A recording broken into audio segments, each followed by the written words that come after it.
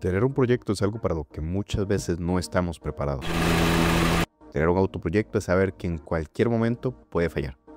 Más si es un auto que tiene ya unos 27, como el caso mío, y no es el primero, ya que he tenido autos incluso de más años, con 35 años, como por ejemplo el primer proyecto que tuve, que fue un Honda Prelude 1988. El detalle aquí es que hay muchas cosas que tenemos que tener en cuenta y muchas que normalmente no tenemos en cuenta.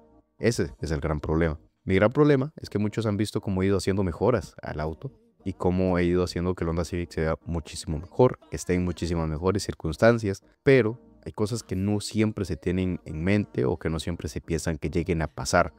Como nos dimos cuenta, para las personas que hayan estado viendo estos videos, y yo sé que por ahora no son muchas, pero gracias a las personas que han estado, y pudieron notar que en un video anterior mostré cómo el auto tenía un problema raro. El carro, por alguna razón, llegaba y a la hora de andarlo nunca calentaba. La temperatura nunca se subía por más de la mitad y nunca presentó signos de que se estuviese sobrecalentando. Sin embargo, quemaba el coolant, por lo que yo en algún momento pensé que podía llegar a ser alguna fuga, el tapón malo o simplemente algo mínimo. Y entre esas cosas, lo que pasaba era que el termostato estaba pegado y debido a esto no pasaba un flujo de coolant hacia el motor. Aparte, también el termoswitch estaba malo o el sensor de temperatura del coolant, haciendo que no solamente el termostato, sino este sensor también fallara y no hubiese una circulación directa del coolant. Sumado a viajes largos y usos incontables y a revoluciones bastante altas del motor, sin estar utilizando refrigerante, pasó lo que tenía que pasar. El motor claramente llegó a tener una fuga, y no solamente de coolant, sino también de potencia, ya que prácticamente el empaque del cabezote o la junta de culata se sopló o simplemente se rompió. Para hacer una idea, esta historia la voy a narrar un poco fácil. En mi país no hay muchas pistas, sin embargo un día tenía que hacer un mandado. Ese mandado era ir a un lugar que estaba a 40 minutos de mi casa y que era por pista. Y cuando venía también traía el auto un poco rápido. El Honda se comportó normal, pero no posiblemente con mucha potencia, algo que siempre me dio mucha duda. ¿Por qué el auto tiene 5 marchas y normalmente nunca ni siquiera en pista llegaba a pasar de la cuarta? Y lo más que llegaba era 120, 140 en una bajada, pero de ahí en más nunca llegaba a tener más potencia que esa, pero nunca hice mucha mente a eso. A veces pensaba que tal vez podía tener un poco de baja compresión. Sin embargo, ese día viniendo, eran como las 11:40 de la noche, llegó un accidente al cual tuvimos que parar todos en casi que en medio de la pista, y en eso de que estaba en un ralentí, ni siquiera estaba acelerando, el auto pegó un golpe y el cheque empezó a parpadear muy rápido, algo que nunca había visto. Normalmente había visto fallas en las que el check se encendía, pero nunca se quedaba parpadeando, por lo que me imaginaba que claramente era algo que era bastante grave. Por dicha andaba un escáner en el auto y me di cuenta de que me tiró un error en medio de la pista, que era misfire en cilindro 1. Un misfire es prácticamente una pérdida de potencia que existe en el motor, y específicamente me lo daba en el cilindro 1, que es donde yo ya me hacía ideas de camino a casa que posiblemente el empaque o la junta se había roto ahí y estaba fugando, porque cuando llegué, el auto llegó justo y necesario a la casa. Gracias a Dios apenas si pude llegar, pero fue simplemente por el hecho de que, aparte de que se haya roto el empaque en alguna parte, el auto quedó únicamente en 3 cilindros. De haber sido 2 cilindros incluso, hubiese sido completamente imposible. Al hacer esto, obviamente estamos sobrecargando el motor, haciendo que se caliente mucho más y evitando la buena circulación, porque claramente estamos forzándolo con solo 3 cilindros sabiendo que funciona con 4. Pero sin embargo llegó bien y llegó en una velocidad estable. Sonaba horrible y daba muchos tirones y cascabeleaba mucho, y es algo completamente normal cuando un motor está en esas circunstancias. Lo dejé parado durante unos par de meses, casi 2 meses. El 13 de septiembre se jodió y para noviembre ya estaba buscando un arreglo. Pero lamentablemente, como menciono, son cosas que no están incorporadas en el momento y que no podemos solucionarlas. Y por eso es que tuve que esperar ese tiempo, y más porque pensaba hacerlo yo, porque simplemente creía que era que la junta de la cabeza o el empaque del cabezote estaba malo. Y lamentablemente me equivoqué completamente. Pasó el tiempo y lo quise llevar a un taller, la verdad, con el cual estoy muy satisfecho. Lo llevé para hacer la reparación de la junta de la culata o el empaque de cabezote, teniendo fe en que simplemente fuese eso. Cuando son este tipo de arreglos, lo único que hay que hacer es quitar la cabeza o el cabezote y cambiar el empaque del cabezote, pero nunca hay que dejar por fuera el hecho de que haya que hacer una rectificación. La rectificación se hace para que los metales, que siempre están en fricción y en calor, lleguen a doblarse, y evitar estos dobleces y que todo quede plano. Se les pasan por unas cuchillas, llamándole así una rectificación, y que todo quede plano y no haya pérdidas de potencia, no haya fugas y no haya problemas al sentar la cabeza con el block.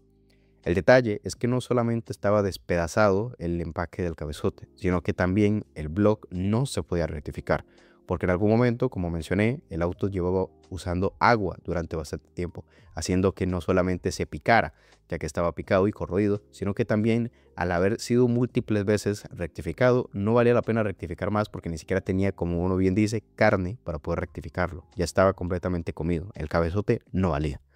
Una cosa que yo quise hacer en algún momento era cambiar el cabezote por un Y8, ya que es un de 16 Y7 sin VTEC, y quería ponerle VTEC, pero buscar un cabezote me valía unos 150,000 colones, unos $300, lo cual ya era un poquito elevado.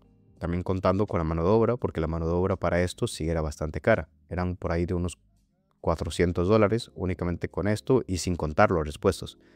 Sin embargo, a la hora de que se quita, mi mayor miedo se cumplió. El block también había que rectificar. Y cuando hay que rectificar un block, no es simplemente como una cabeza que se puede malear, manipular y poner detrás de un carro. Para quitar el block hay que bajarlo del carro. El block es prácticamente toda la otra parte del motor, donde están los pistones, los cigüeñales, las bielas, el cárter y demás partes.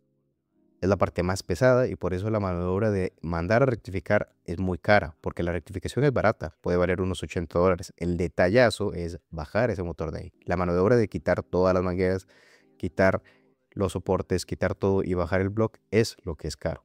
Sin embargo, el block también tenía otros problemas. Ya estaba sumamente dañado, y no solamente era que había que rectificarlo porque estaba doblado, sino que también había juego entre los pistones, específicamente y mayormente en el primero y en el cuarto, haciéndose así notar de que también no solamente había que hacer esto. Si queríamos buena potencia, había que anillar el motor, y no solamente esto. Peor aún, el primer cilindro no solamente presentaba problemas de juego en el pistón, sino que estaba ovalado a diferencia de los demás, haciendo así que aunque se anillara, siempre iba a tener unos milímetros que harían juego y que no llegase a tener la potencia que podría llegar a tener originalmente. O sea, por más que lo anillara, había que encamisar también el block.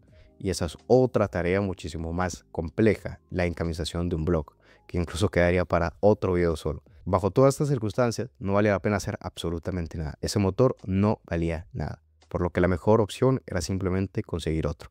Y aunque fuese un sueño o una idea que yo tenía en algún momento, fue más rápida. Y aún sin dinero y consiguiendo dinero que me prestaron, lo logré. Y así es como pasé de tener un D16 Y7 a tener un D16 Y8. Pero no uno normal, es un Frankie D, por así decirlo. Sabemos que los Frankie son una serie que existen para los Series B, o mayormente se familiarizaron o se comercializaron o se hicieron famosos por ser utilizados en Serie B. Con esto nos referimos a que muchas personas utilizaban un Serie B como base, como por ejemplo un B20, y le montaban una cabeza de un B16 o un B18 con VTEC. Esto porque los B20, por ejemplo, de la serie V no contaban con VTEC, pero tenían un gran torque. Así hacían este tipo de combinaciones llamándolos Frankensteins o Frankies. En el caso de la serie D, tal vez no fue tan famoso llamarla así, pero existen estas combinaciones, como por ejemplo las combinaciones de un block de 16 Y7, pero con un cabezote Y8.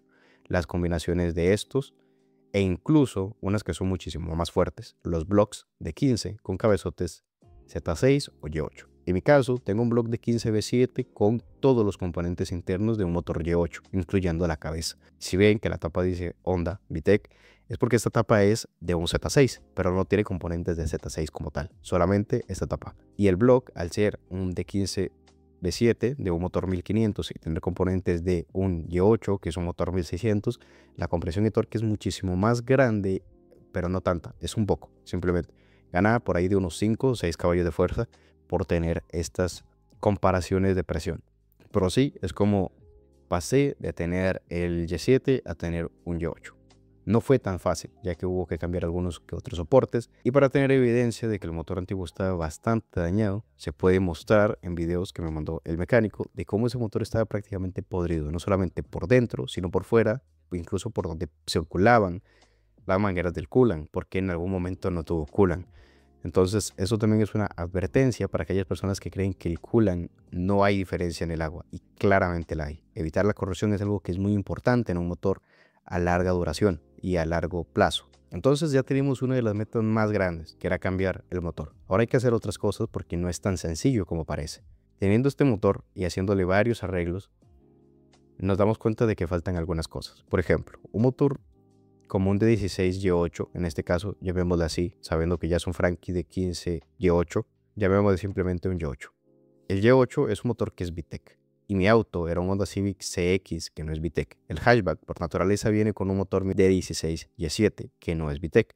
Trae una computadora que es la P2E y una caja la cual es una S000, que es muy larga.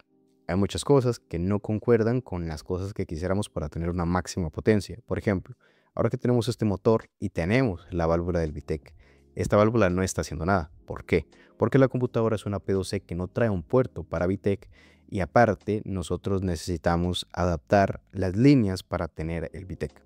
Entonces, nos estarían faltando varias cosas. Entre esas, al enseñar fotos del motor, creo que es muy obvio saber que la admisión de la Y7 no es absolutamente nada similar a la de la Y8. Por lo que hay que hacer 3 modificaciones muy importantes después de esto. Cambiar la admisión de la Y7 por la Y8 para que tenga una mayor capacidad y una mejor inyección y combustión, ya que la entrada de aire es algo muy importante, pero no la he cambiado porque no es importante cambiar esto si los valores de entrada de aire no son los que son. ¿Y cómo cambiamos esto? Con una computadora. La computadora que estamos pensando poner es una P28, porque es más vieja, sí, no es OBD2, es OBD1, por lo que hay que usar un jumper para ajustarla y así poder acoplarla al sistema del Civic. ¿Por qué esta? Porque a pesar de que es una de las más viejas y que la usan incluso en los Civics del 90 en adelante, sabiendo que el mío tiene 8 años más, es porque la configurabilidad que tiene es muchísimo más grande, es muchísimo más tuneable, y a la hora de setear y mapear da muchísimo mejor rendimiento. Y es una de las mejores porque también se le puede incluir la famosa OnData, haciendo que el auto tenga muchísimas más configuraciones. Se le puede pedir más gasolina, se le puede pedir más aire, se le puede pedir una mejor combustión, se le pueden configurar a qué revoluciones queremos que abra el VTEC y demás. Y por eso esa es la siguiente modificación que vamos a hacer. Y teniendo una computadora P28 con un jumper para adaptarla al arnés original del Civic y poniéndole una admisión Y8, tendríamos todo original y con una potencia bastante óptima. Porque es un motor que, a pesar de que el Y8 genera 127 caballos a las llantas de fábrica, al ser un de 15 V7 con una mejor compresión puede llegar a tener 133 caballos. Pero a la hora de ponerle una P28 y remapear y setear la computadora para que tenga un mejor rendimiento, podríamos incluso llegar a 150 caballos sin absolutamente ninguna modificación más que tener un motor aspirado y reprogramado. Y esas cosas son las que vamos a tener en cuenta para poder hacer el otro año. Y eso es lo que quería enseñar antes de terminar el año. Un proyecto que la verdad me ha dado sonrisas, me ha dado lágrimas, literalmente, pero que no he abandonado porque me encanta este auto y porque quiero seguir teniéndolo y hacerlo como yo siempre lo pensé cuando tenía 17 años. Es por esto que me complace anunciarles que ahora tenemos un motor un poquito más competente, que a diferencia del Y7, que es un motor de 107 caballos, pero que teníamos un pistón malo, por lo que lo más seguro no estábamos ni generando 90 caballos, pasamos a tener 133. Y ahora la idea es mapearlo para que sea un poco mejor y ir haciendo arreglos al Civic para que sea un poco más competitivo y alcance mejores velocidades, ya que muchas veces muchas personas se enfocan únicamente en la potencia del motor, pero no en las mejoras del auto, las llantas, la suspensión, los frenos, etc. Dicho esto, muchas gracias por el apoyo del año y espero seguir subiendo y teniendo mejor contenido para el siguiente año. Gracias.